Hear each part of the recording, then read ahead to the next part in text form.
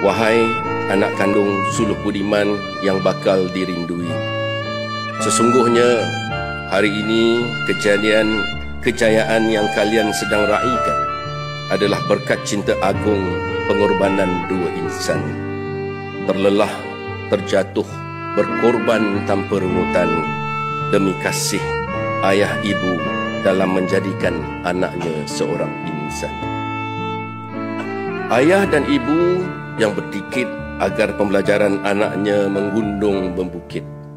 Ayah dan ibu yang berkorban segalanya demi anaknya berjaya.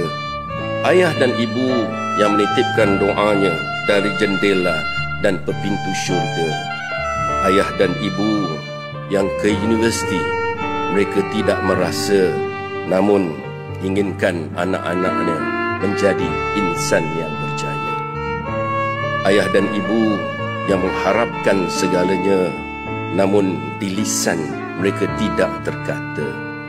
Ayah dan ibu yang berremuk redam air mata, namun di depan anak mereka palsukan senyum bahagia.